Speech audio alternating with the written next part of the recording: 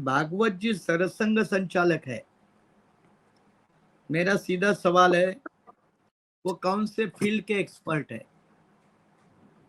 Economics के expert है, sociology के एक्सपर्ट है, फॉरेन अफेयर्स के एक्सपर्ट है, ट्रेड एंड कॉमर्स के एक्सपर्ट है, लॉ के एक्सपर्ट है।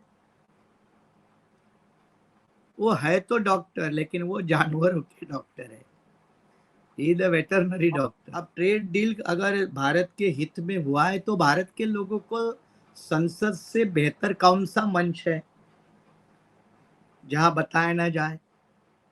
पार्लियामेंट तो बेहतरीन मंच है, देश का मंच है। पिछले 2-3 महीने से नैरेटिव बन चुका है, और वो नैरेटिव ये है कि भारत देश का प्रधानमंत्री आजाद नहीं है, बल्कि आजाद भारत का गुलाम प्रधानमंत्री है।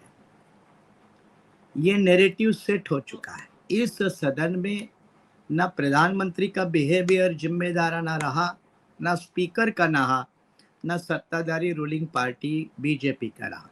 अब बताओ, भारत एक जिम्मेदार प्रजातंत्र है, लोकतांत्रिक बड़ा देश है, और इस लोकतांत्रिक देश का सर्वोच्च सदन लोकसभा जो है, उसका स्पीकर अगर कहता है कि हमारे अपने ही देश में, अपने ही संसद के अंदर प्रधानमंत्री महफूज नहीं है, सुरक्षित नहीं है, तो इससे वो दुनिया को क्या संदेश देना चाहते हैं? अगर भागवत के मुताबिक हिंदू शब्द विदेशी है, तो सारे हिंदुओं को कह दे कि वो हिंदू कहना छोड़ दे। क्योंकि आजकल सरकार की नीति है, क्योंकि जो भी विदेशियों का है उसको छोड़ना है, क्योंकि वो कॉलोनियल मेंटालिटी का सिंबल है ना, वसाहतवाद का प्रतीक है। तो अगर विदेशी ताकतों ने भारत के लोगों को हिंदू कह के अगर अपमानित किया है, तो भागवत जी ने आरएसएस सरसंघ संचालक के नाते ये देश भर के हिंदुओं को अपील करनी चाहिए कि आप अपने आप को हिंदू कहना बंद करें।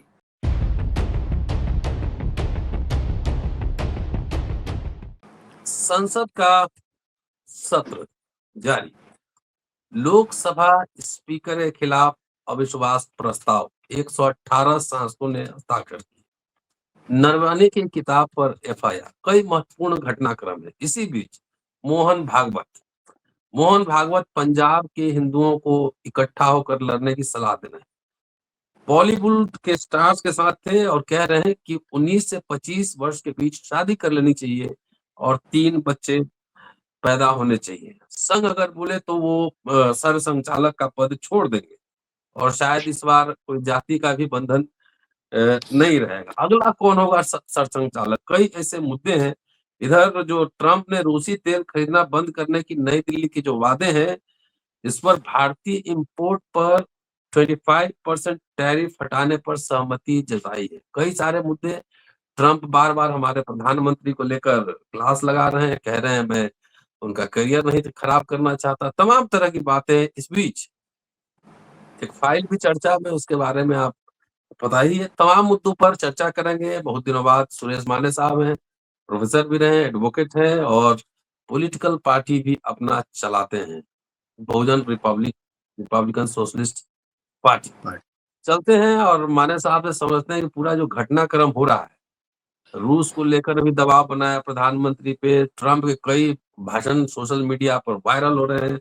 मोहन भागवत उधर बांग्लादेश में हिंदू एकता की बात कर रहे हैं, लेकिन जब यहाँ पे SC/ST के लिए, ओबीसी के लिए जब यूजीसी एक्ट 2026 में आया, उसमें शायद उनकी चुप्पी रही और हिंदुओं ने ही उसका विरोध किया। तमाम पहलू है जिस पर आपसे चर्चा करेंगे। स्वागत है सर, जय भीम। हाँ, जय भीम प्रोफेसर जी।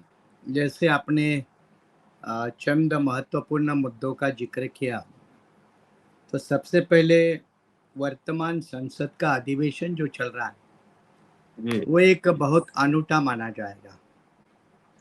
अनूठा इसलिए माना जाएगा कि जिस संसद की गरिमा बरकरार रखने की जिम्मेदारी सत्ताधारी पार्टी के ऊपर होती है, उसके स्पीकर के ऊपर होती है, लोकसभा के स्पीकर के ऊपर होती है, वही स्पीकर एक दिन सदन में ही कह देता है कि हमने पंतप्रधान को हाउस में आने के लिए मना किया क्योंकि उनके जान के लिए खतरा है, ऐसा हमें महसूस हुआ।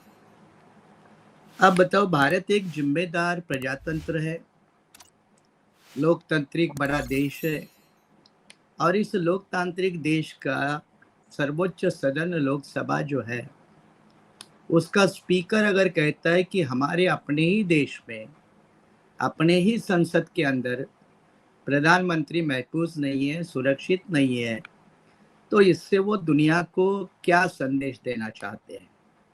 क्या मैसेज चला जाएगा भारत के छवि के बारे में, देश के छवि के बारे में, पार्लियामेंट्री फंक्शनिंग के बारे में?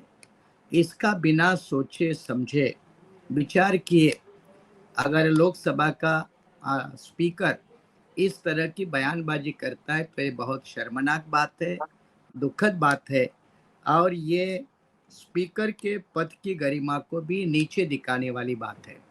इनका उनको महसूस होना चाहिए। मुझे याद है कि जब मनमोहन सिंह जी प्रधानमंत्री थे तो उनका भी घेराव तब बीजेपी ने संसद के अंदर, लोकसभा के अंदर किया था। उनके ऊपर भी कागज के गोले बनाकर उनके ऊपर भी बरसे थे। तो ये तो रोना धोना मनमोहन सिंह जी ने नहीं किया उस वक्त, या उनके उस वक्त के स्पीकर ने किया नहीं किया। तो जब हम ये कंपैरिजन करते हैं तो इस सदन में ना प्रधानमंत्री का बिहेवियर जिम्मेदाराना रहा, ना स्पीकर का ना सत्ताधारी रूलिंग पार्टी बीजेपी का रहा। ये एक बात तो है। दूसरी बात, सिर्फ एलओपी राहुल गांधी है इसीलिए नहीं। आज मैंने पंजाब की एक दूसरी सांसद लेडी है, महिला है जी, उन्होंने भी सदन का बाइकआउट किया, और उनका भी ये कहना था कि सदन में मूलभूत मुद्दों के ऊपर किसी को बोलना ही नहीं इजाजत मिलती है। जो सत्ताधारी पार्टी के ही लोग हैं उनको ही बोलने की इजाजत है, और सत्ताधारी दल के लोग किसी भी कीमत पर हाउस के बाहर चले जाए, उनके गैर मौजूदगी में बहस हो, कानून पास हो। इस तरह की एक अद्भुत प्रक्रिया बीजेपी इंप्लीमेंट कर रही है, वो लोकशाही के लिए, लोकतंत्र के लिए एक खतरा है। तीसरा मुद्दा, आज तक देश में कभी भी राष्ट्रपति के भाषण पर धन्यवाद प्रस्ताव किए बगैर,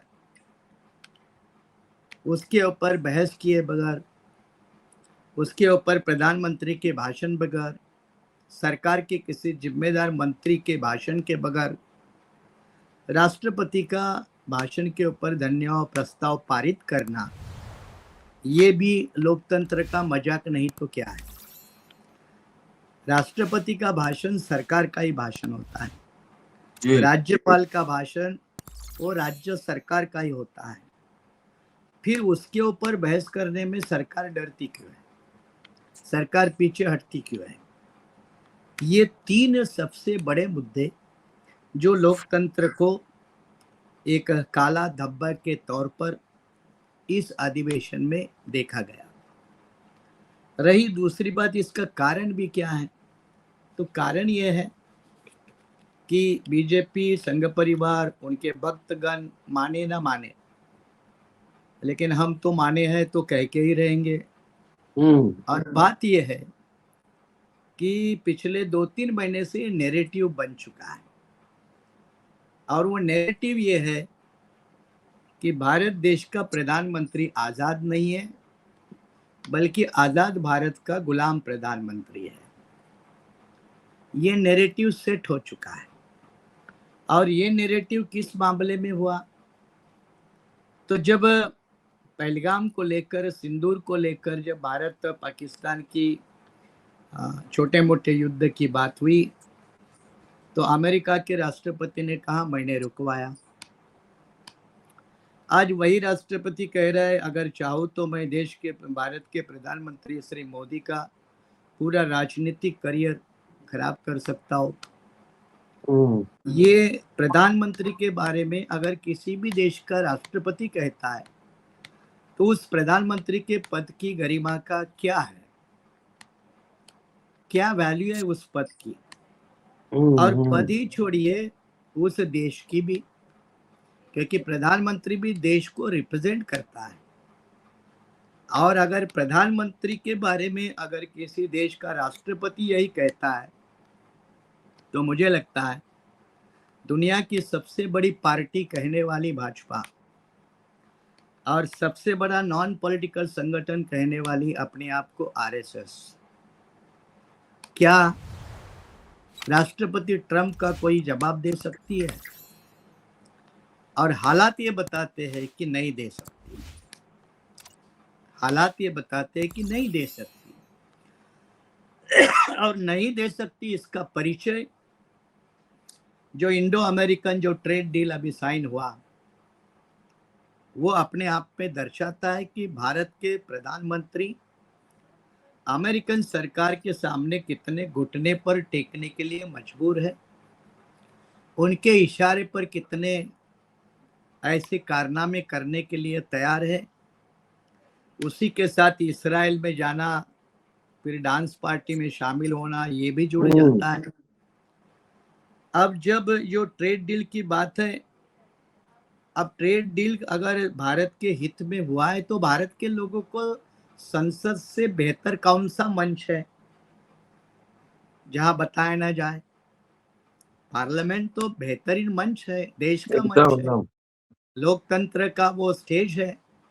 वहां से अगर आप देश को नहीं बताएंगे तो कहां से बताएंगे? तो आप भाग क्यों रहे? भागने वाला प्रधानमंत्री, अगर ऐसा कल कोई ने किसी ने इतिहास भी लिखा तो वो गलत नहीं होगा, और शायद आप जैसे लोग तो वो जरूर लिखेंगे और ये लिखा भी जाएगा। अब ट्रेड डील में जब ढोल पीटने जा रहे हैं, कह रहे हैं कि भाई अमेरिका ने टैरिफ तो कम करके 18% के ऊपर लाया। अरे भाई पहले तो वो 3% था ना, तो अभी भी 15% है। तो अमेरिका का फायदा और भारत का नुकसान है।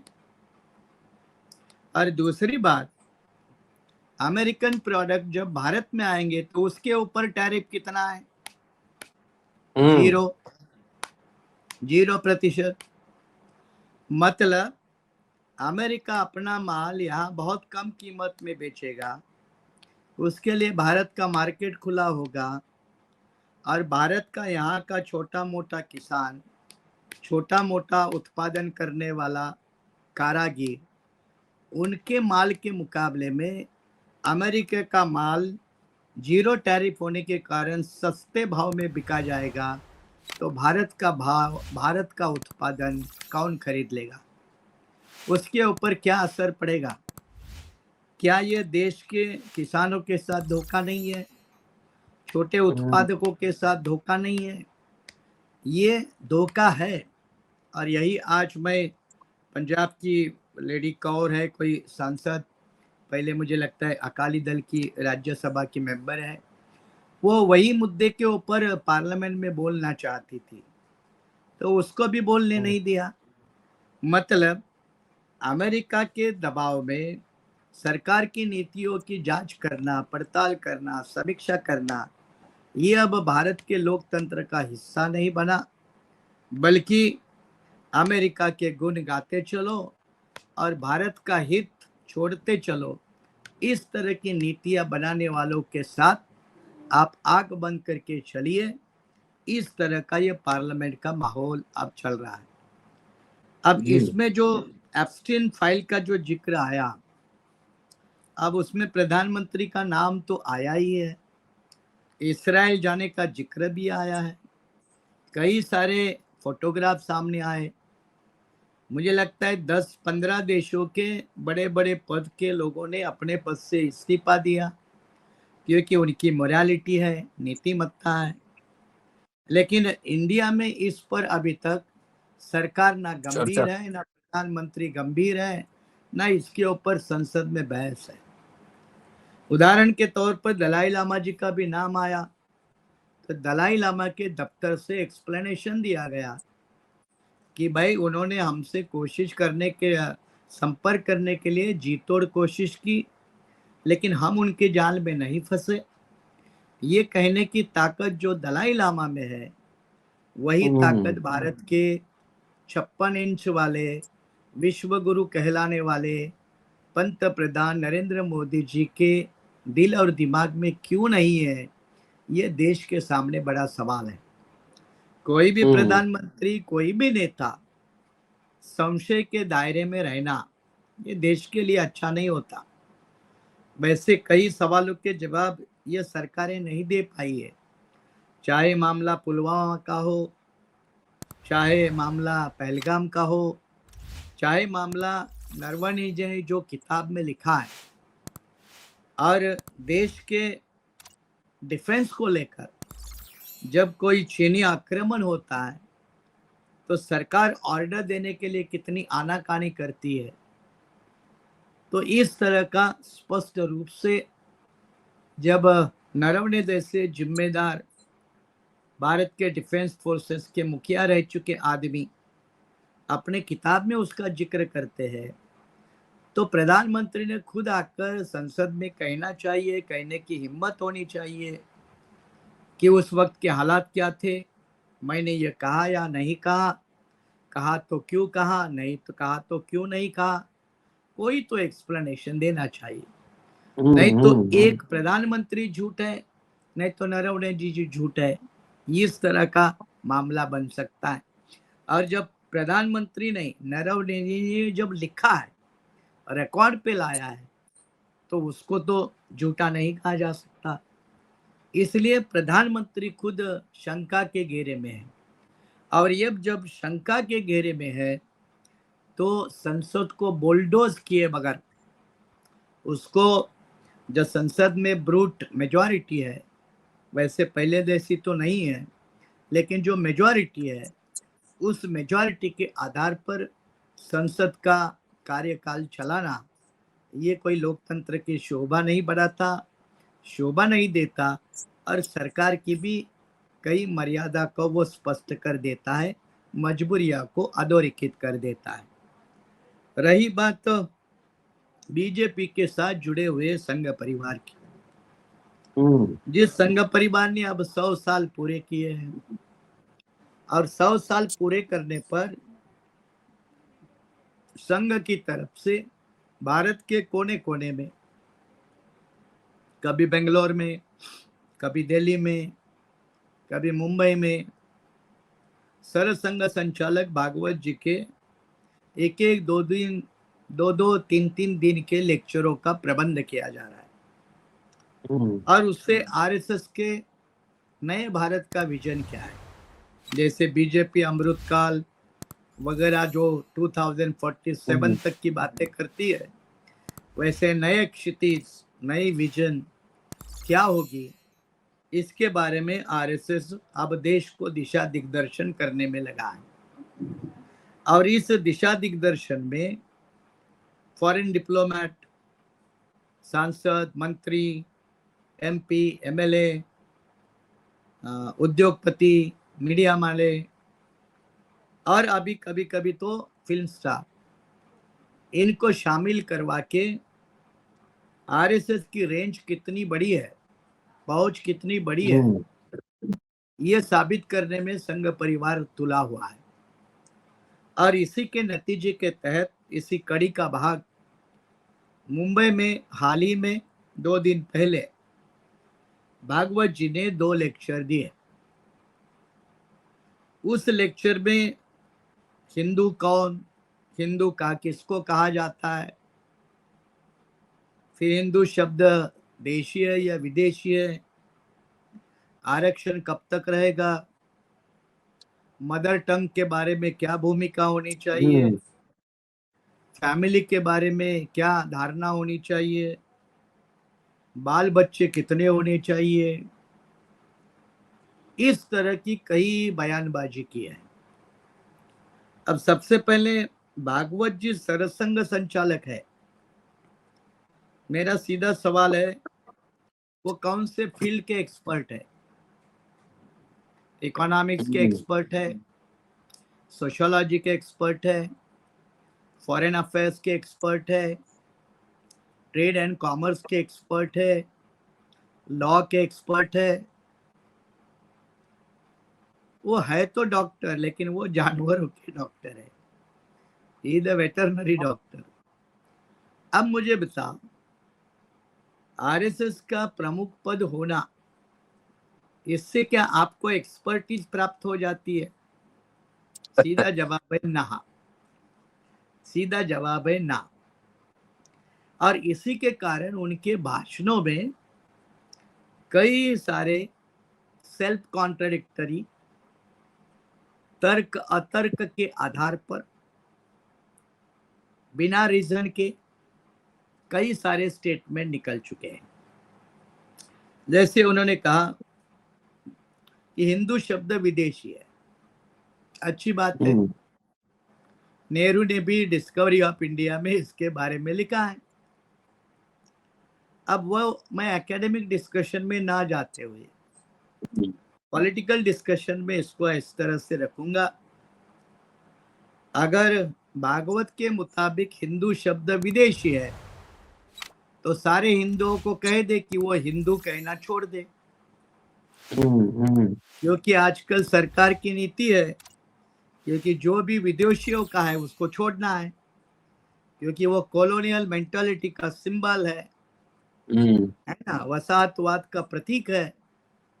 तो अगर विदेशी ताकतों ने भारत के लोगों को हिंदू कह के अगर अपमानित किया है, तो भागवत जी ने आरएसएस सरसंघ संचालक के नाते ये देश भर के हिंदुओं को अपील करनी चाहिए कि आप अपने आप को हिंदू कहना बंद करें, क्योंकि ये नाम हमें परदेश वालों ने दिया है, विदेशी लोगों ने दिया है, और उसका मतलब अच्छा नहीं है। क्या ये हिम्मत कर सकेंगे भागवत जी? और अगर सचमुच में नए क्षितिज, नया भारत, नए विजन अगर पैदा करने हैं, तो इस तरह का अपील करने की ताकत होनी चाहिए। मुझे नहीं लगता कि वो इसको कर पाएंगे। दूसरी बात उन्होंने कहा कि जब तक दलितों के ऊपर, आदिवासियों के ऊपर अन्याय अत्याचार होते रहेंगे, तब तक आरक्षण जारी रहेगा। अब ये सुनने में अच्छा लगता है, जो आरक्षण की मांग करते हैं उनको तो सुनने में अच्छा लगेगा, वो तो तालियां बजाएंगे। लेकिन मेरी सोच ये है कि इसका मतलब भागवत जी, आप आरक्षण देने की बात कर रहे हैं, हम आपसे अन्याय अत्याचार बंद करवाने की बात पूछ रहा है। आरक्षण देना ये कौन सी बड़ी बात है? अत्याचार मुक्त समाज पैदा करना ये बड़ी बात है। अगर आपके पास नई विजन है, तो इसके लिए आरएसएस क्या करने वाली है? उसका कोई लेखा जोखा आपके पास है क्या? ना आपने इसके पहले उसके लिए कभी पहल की, क्योंकि ब्राह्मणवाद का एट्रोसियस कल्चर एक इंटीग्रल पार्ट है, उसको धार्मिक मान्यता है। जैसे सती हो, बाल विवाह हो, या फिर लिंग के आधार पर महिलाओं का शोषण हो, इसकी जड़ें आपके धर्म ग्रंथ, रूढ़ि परंपरा, सामाजिक रीति रिवाज में गहरी है। क्या उसको रोकने की हिम्मत सरसंघ संचालक करेंगे? नए क्षितिज अगर ढूंढ रहे हो, तो आपको नए रास्ते ढूंढने होंगे। ये कहना कि जब तक अन्याय अत्याचार है तब तक आरक्षण रहेगा, ये ताली पीटने वाला स्टेटमेंट है, ये सस्ती पब्लिसिटी लेने वाला स्टेटमेंट है। अगर जिसको नया समाज और नया देश बनाना है, तो उन्होंने हिम्मत से कहना चाहिए कि हम ऐसा समाज का निर्माण करेंगे, वहां किसी के ऊपर भी ना जुल्म जाती होगी, ना अन्याय अत्याचार होगा, तो फिर आरक्षण का सवाल ही पैदा नहीं होगा। ये कहने वाला, ये इस देश को नए क्षितिज, नई विजन ये दे सकता है। आखिरी 2 मुद्दे मैं उसका जिक्र करूंगा। जी। ये दुर्भाग्य है कि उन्होंने कहा कि बच्चों की शादी 18 से 25 के बीच में होनी चाहिए। अब 18 से 25 बीच का उम्र ये हायर स्टडीज का उम्र है, जहां ऊंची शिक्षाएं हासिल करने का समय है। अब उसी समय में संघ संचालक बेबी सीटर खोलने के लिए कह रहे हैं। बच्चों के पालने के धंधे में युवा पीढ़ी को लगाने की बात कर रहे हैं। ये है इनकी नई विजन, ये है इनका नया क्षितिज। और इसके साथ जोड़कर उन्होंने जो कहा कि हर परिवार में 3 बच्चे पैदा होने चाहिए। आज तक की नेशनल पॉलिसी हमारी 2 बच्चों की है, ये कह रहे 3 बच्चे होने चाहिए। दुनिया में हमारी आबादी 140 करोड़ के ऊपर पहुंच गई और ये कह रहे 3 बच्चे पैदा करो। 140 करोड़ आबादी को सस्टेन करने वाला ना हमारे पास इंफ्रास्ट्रक्चर है। जो है इंफ्रास्ट्रक्चर, उसके ऊपर प्रेशर आ रहा है, चाहे एग्रीकल्चर हो, चाहे इंडस्ट्री हो, चाहे एम्प्लॉयमेंट हो, चाहे मैन पावर यूटिलाइजेशन हो, चाहे ह्यूमन कैपिटल का डेवलपमेंट हो। यही हम वर्तमान जनसंख्या के आधार पर नहीं कर पा रहे और ये महाशय कह रहे 3 बच्चे पैदा करिए। तो आबादी कितनी होगी, उसका पॉपुलेशन एक्सप्लोजन और उसका पॉपुलेशन प्रेशर देश की अर्थव्यवस्था के ऊपर, सामाजिक व्यवस्था के ऊपर, प्रशासकीय व्यवस्था के ऊपर, इंफ्रास्ट्रक्चर के ऊपर कितना पड़ेगा, इसका ना दिमाग ना एहसास जिस व्यक्ति को हो, वो व्यक्ति दुनिया के देश के कौन से क्षितिज आपके सामने रखेगा। और इसीलिए बच्चों की शादी जल्दी होनी चाहिए, 3 बच्चे होने चाहिए। जो भी भारत में रहता है वही हिंदू है, चाहे वो मुसलमान हो, आदिवासी हो, जैन हो, बुद्धिस्ट हो, पारसी हो, सारे हिंदू हैं। ऐसे बकबक रोज करने वाले लोग भारत को नई विजन दे सकते हैं, नई दिशा दे सकते हैं। और इसलिए भागवत जी आरएसएस के प्रमुख है, वो अपने संघ शाखा में जाकर जो ज्ञान बांटना है वो बांटे। वो शाखा में वो शाखा में जाने वाले लोग एक्सेप्ट करे, क्योंकि वो अंधभक्त है।